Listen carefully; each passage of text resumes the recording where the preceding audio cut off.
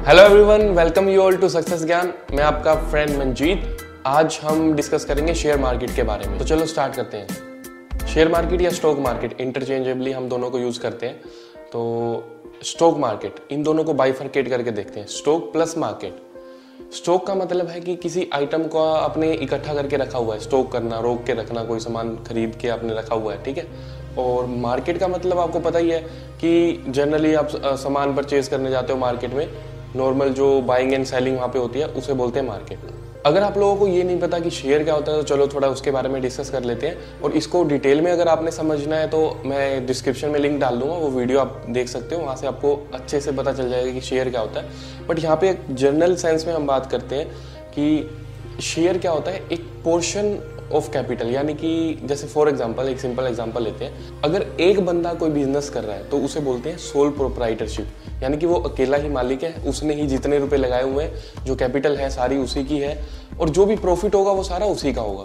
तो ये एक सिंगल बंदे का बिजनेस होता है। ऐसे ही क्या होता है, अगर दो बंदे मिलके कर रहे हैं या दो से ज्यादा कर रहे हैं, कुछ लोग 20 एक लोग मिलके एक पार्टनरशिप के फॉर्म में उसको कर रहे हैं, तो उसको बोलते हैं पार्टनरशिप। उसमें दोनों का बराबर की हिस्सेदारी होगी। फॉर एग्जाम्पल हम दो बंदे लेते हैं यहाँ पे, तो दो बंदे क्या करेंगे, वो बराबर बराबर अमाउंट डालेंगे और उनके पैसे बराबर लगे तो वो शेयर प्रॉफिट जो शेयरिंग होगा वो भी उन्होंने डिसाइड किया कि बराबर बराबर लेंगे, तो वो हो गई पार्टनरशिप।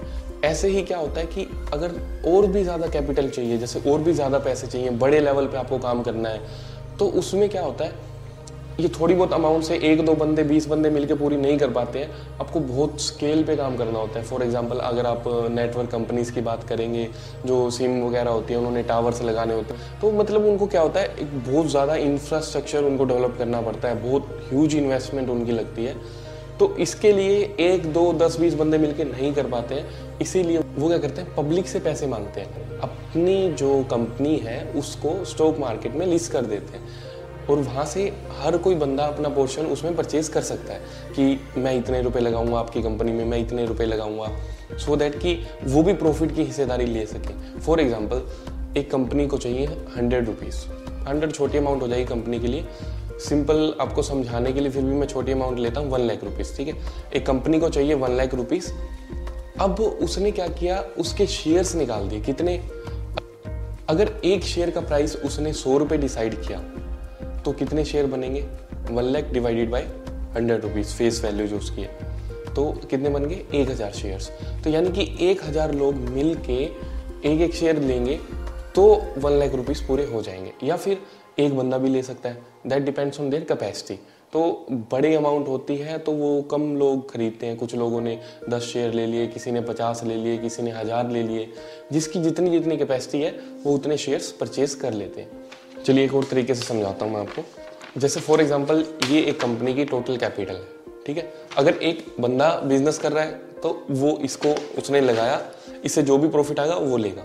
दो बंदे कर रहे हैं पार्टनरशिप में या 4 बंदे कर रहे हैं पार्टनरशिप में, तो वो इसको मिल के लगाएंगे। यानी कि 2 लोगों ने लगाया तो वो ऐसे रहेगा, ये चीज, ये 2 बंदों ने मिल के लगाया उस कैपिटल को, ठीक है। अब जो प्रॉफिट होगा वो भी दोनों बांटेंगे आपस में। यही कंपनी के केस में क्या होगा, कंपनी के केस में इस कैपिटल के जितना, मतलब उनको बिजनेस करने के लिए जो पैसे चाहिए उसको बोलते हैं कैपिटल। इस कैपिटल के बहुत ज़्यादा टुकड़े कर देंगे, बहुत छोटे छोटे टुकड़े कर देंगे। ये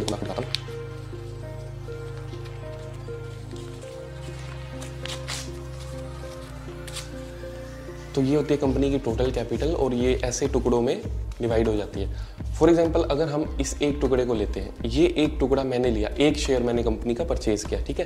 तो मैंने कंपनी की कैपिटल में अपनी हिस्सेदारी दी, यानी कि जो बिजनेस में पैसा लगा हुआ है उसमें मैंने अपनी हिस्सेदारी दी, तो उससे जो प्रॉफिट आएगा उसमें भी मेरी हिस्सेदारी रहेगी।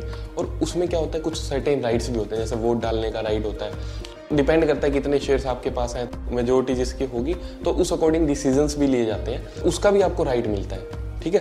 तो ये होता है शेयर। अब बात करते हैं वाई स्टॉक मार्केट, यानी स्टॉक मार्केट की नीड क्या पड़ी। अभी जैसे हमने डिस्कस ही किया है कि अगर हमें बड़े लेवल पे काम करना है, बड़े इंफ्रास्ट्रक्चर पे काम करना है, तो एक बंदा, 2 बंदे, 10 बंदे मिलके उसको नहीं कर पाएंगे, उसके लिए बहुत ज़्यादा कैपिटल की रिक्वायरमेंट होती है।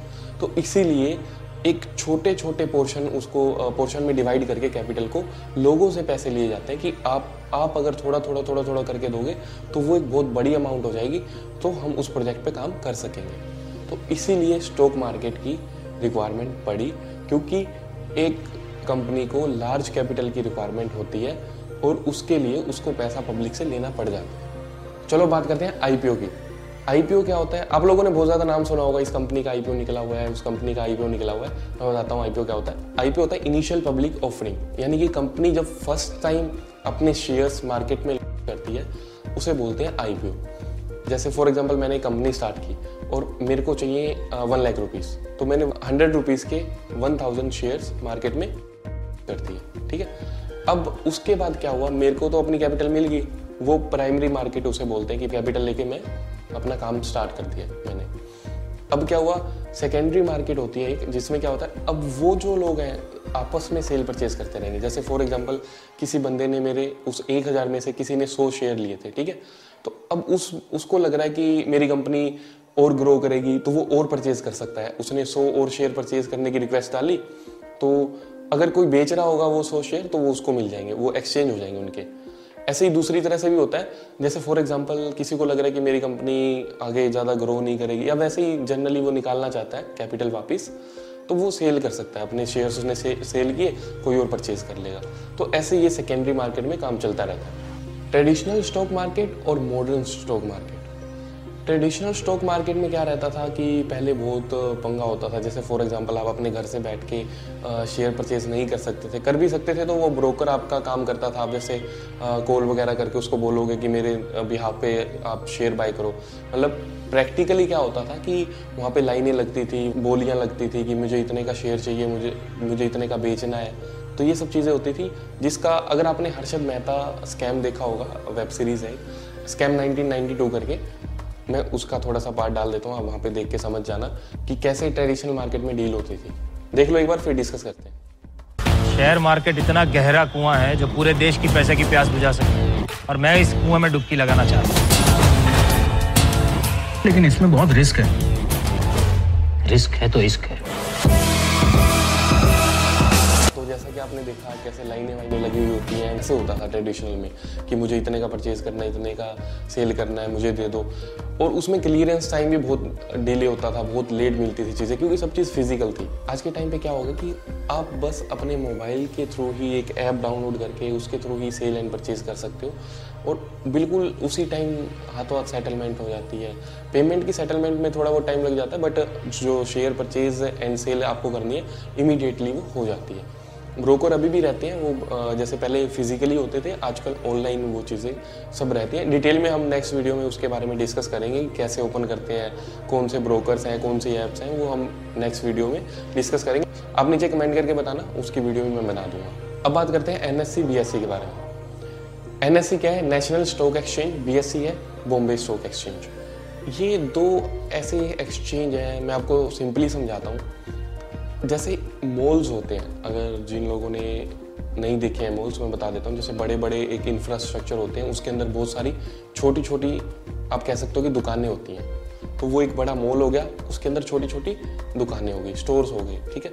तो ऐसे ही वो मॉल आप इसको समझ सकते हैं, जो नेशनल स्टॉक एक्सचेंज है या बॉम्बे स्टॉक एक्सचेंज है, ये एक तरह से मॉल है। उसके अंदर कंपनी जाके लोग अपनी रजिस्टर करते हैं कि मेरी कंपनी भी रजिस्टर कर दो आप। उसके बाद उसका जो शेयर्स इशू होते हैं वो लोग परचेज करते हैं। तो मॉल में जैसे एक दुकान खोली, ऐसे ही नेशनल स्टॉक एक्सचेंज और बॉम्बे स्टॉक एक्सचेंज, ये दोनों एक ही काम करते हैं, दोनों का सेम ही काम है। आप किसी पे भी अपनी कंपनी रजिस्टर करवा सकते हैं। तो कंपनी ने अपना रजिस्ट्रेशन करवाया कि मैं अपना IPO ऑफर करना चाह रही हूँ, मैं ऐसे लोगों को अपने शेयर्स देना चाहती हूँ, तो आप मेरा रजिस्ट्रेशन करो और मेरा IPO निकालो। तो ऐसे वो एक्सचेंज होता है, यानी कि एक तरह से वो मॉल होता है। आप समझ गए अब अच्छे से, नेशनल स्टॉक एक्सचेंज और बॉम्बे स्टॉक एक्सचेंज। जैसे कि निफ्टी और सेंसेक्स। निफ्टी का NSE में यूज़ किया जाता है और सेंसेक्स का यूज़ किया जाता है बॉम्बे स्टॉक एक्सचेंज में। निफ्टी क्या होता है? निफ्टी टॉप जो 50 कंपनीज होती हैं नेशनल स्टॉक एक्सचेंज पे जो रैंक कर रही होती हैं, उनका एक इंडेक्स बन जाता है कि उनको आज कैसी परफॉर्मेंस गई, पॉजिटिव गई या नेगेटिव गई। ऐसे ही सेंसेक्स क्या होता है? Top 30 companies Bombay stock exchange में जो लिस्टेड होती है उसमें जो उनका पैटर्न बना कि वो ऊपर गई या नीचे गई, तो उसका एक ट्रेंड शो करता है। तो सिंपल सी चीज़ है, ज़्यादा आप इसके टेक्निकल में जाने की नीड नहीं है। बेसिक सा इतना ही समझो कि वो एक ट्रेंड को शो करते हैं कि स्टॉक मार्केट कहाँ जा रहा है।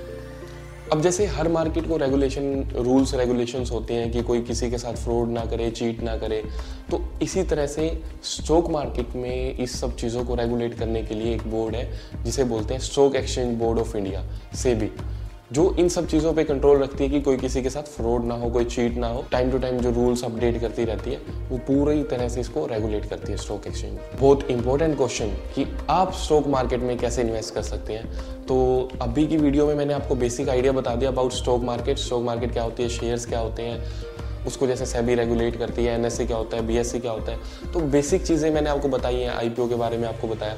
तो इससे मैंने आपको थोड़ी डिटेल दे दी है कि आपको थोड़ा आइडिया आ जाए कि ये सब चीज़ें क्या होती हैं। टेक्निकल टर्म्स थोड़ी सी मैंने आपके साथ डिस्कस की है, और आप इसमें कैसे पैसा इन्वेस्ट कर सकते हैं उसके लिए मैं आपको नेक्स्ट वीडियो में आपको बता दूंगा कि मैं डिस्क्रिप्शन में उसका लिंक डाल दूंगा कि आपको अकाउंट कैसे ओपन करना है, कैसे आपको ट्रेड करना है। ठीक है, आई होप आपको बहुत ईजिली चीज़ें समझ में आ गई होंगी। अगर आपको ये वीडियो अच्छा लगा तो मेरे को नीचे कमेंट करके बताओ, और जो लोग नए हैं वो चैनल को सब्सक्राइब करो। आपको जल्दी ही अगली वीडियो में मिलते हैं, तब तक के लिए बाय बाय।